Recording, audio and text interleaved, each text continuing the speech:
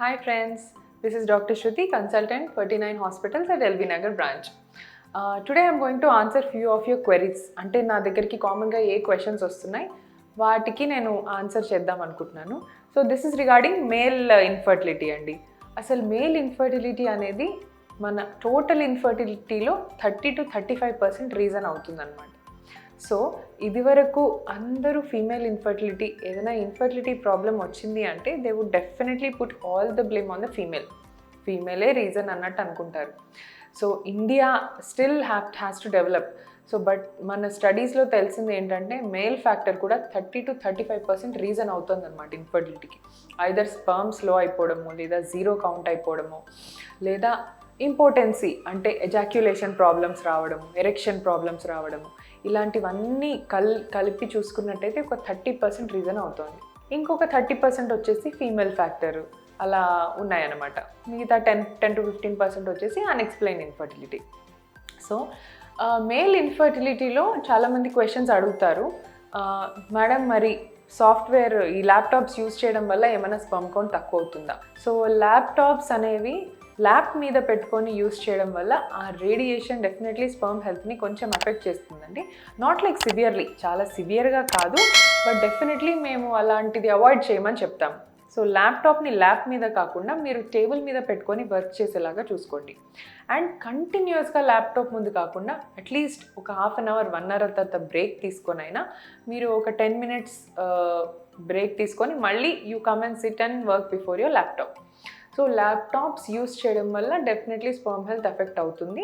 Not to a very severe range, but we can see changes. So next question, bike ride చేస్తామండి మేము రోజు వర్క్కి, మాకు వేరే ఆప్షన్ లేదు, we have to go on a bike only.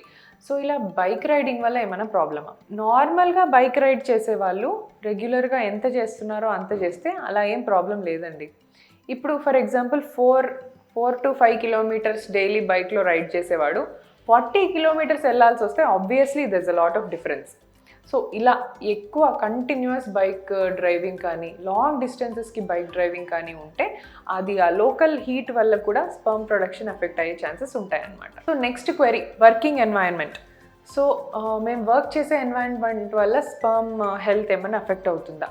So ఇప్పుడు ఇందాక చాలా వీడియోస్లో డిస్కస్ చేసినట్టు కోల్ మైన్స్లో వర్క్ చేసేవాళ్ళు, ఎలక్ట్రిసిటీ డిపార్ట్మెంట్స్లో వర్క్ చేసేవాళ్ళు, లేదా ఎక్స్ట్రీమ్స్ ఆఫ్ టెంపరేచర్ అంటే చాలా కోల్డ్ టెంపరేచర్స్లో కానీ, లేదా చాలా హీట్ టెంపరేచర్స్లో వర్క్ చేసే ఇలాంటి వాళ్ళలో కూడా మనం స్పర్మ్లో చేంజెస్ వచ్చేవి చూస్తూ ఉంటాం అన్నమాట. సో అలాంటి వాళ్ళు ఆ ప్లేస్ని అవాయిడ్ చేసుకొని వాళ్ళు ఒక నార్మల్ వర్క్ ఎన్విరాన్మెంట్కి వచ్చేస్తే అది మళ్ళీ రివర్స్ అయ్యే ఛాన్సెస్ ఉంటాయి.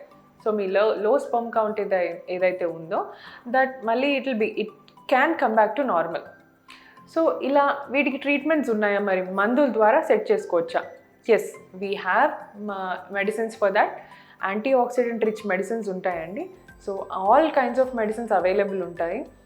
So coenzyme q rich medicines ఇవన్నీ తీసుకుంటే కనుక అట్లీస్ట్ 3 to 4 months ఆఫ్ ట్రీట్మెంట్తో మనం స్పర్మ్ కౌంట్ని నార్మల్ చేసుకోవచ్చు అనమాట. Taking healthy food and taking proper medication. And ఇంకొకటి, లావుగా ఉండడం వల్ల కూడా స్పర్మ్ కౌంట్ తగ్గుతుందా? లావుగా ఉండడం వల్ల స్పర్మ్ కౌంట్ తగ్గే ఛాన్సెస్ ఉన్నాయండి.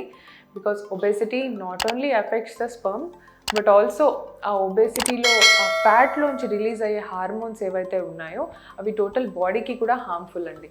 So obesity is a big no when you are trying to conceive. ఎప్పుడైతే కన్సీవ్ అవ్వాలనుకుంటున్నారో ఆ ఫీమేల్ కానీ మేల్ కానీ ఇద్దరు కూడా ఒబీస్గా ఉన్నట్టయితే వాళ్ళ ఛాన్సెస్ డెఫినెట్లీ డ్రాప్ అవుతాయండి. అండ్ మరి ఏజ్, సార్ మేడం నా ఏజ్ చాలా ఎక్కువ ఉంది, ఇలా పెద్ద ఏజ్ ఉన్నప్పుడు కూడా నాకు ప్రెగ్నెన్సీ వస్తే ఏమైనా ప్రాబ్లం వస్తుందా? సార్ ఏజ్ ఫ్యాక్టర్ అప్పుడు చూస్తే కనుక మేల్ ఏజ్ అంత కన్సిడర్లోకి తీసుకోమండి. Female age is more important than males. So ఫీమేల్స్లో 30-35 లోపు వాళ్ళు ప్రెగ్నెంట్ అయిపోతే 100% మనకి natural pregnancy and healthy pregnancy వచ్చే ఛాన్సెస్ ఉంటాయి. అలాగే మేల్స్లో ఆ ఏజ్ వచ్చేసి 40 to 45 దాకా తీసుకోవచ్చు. సో మేల్స్లో 40-45 దాకా స్పర్మ్ హెల్త్ నార్మల్ ఉంటుందండి. After 45 only you can see a small decline, అలా డిక్లైన్ చూస్తూ ఉంటాం.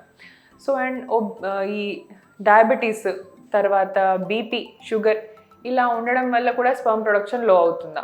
ఎస్.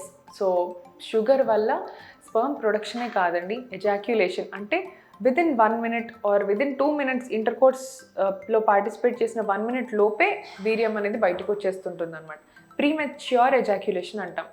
సో షుగర్ వల్ల స్పర్మ్ ప్రొడక్షన్ లో కావచ్చు అండ్ వాళ్ళ పొటెన్సీ కూడా చాలా వరకు డిక్రీజ్ అయిపోయే ఛాన్సెస్ ఉంటాయి. సో ఇలా ఉన్న వాళ్ళు డెఫినెట్లీ ట్రీట్మెంట్ ఫస్ట్ నుంచి తీసుకున్నట్టయితే అర్లీ స్టేజెస్లోనే డిటెక్ట్ చేసి ట్రీట్మెంట్ తీసుకుంటే ఈ ప్రాబ్లమ్స్ ఇమ్మీడియట్గా మనం ఓవర్కమ్ కావచ్చండి. Thank you.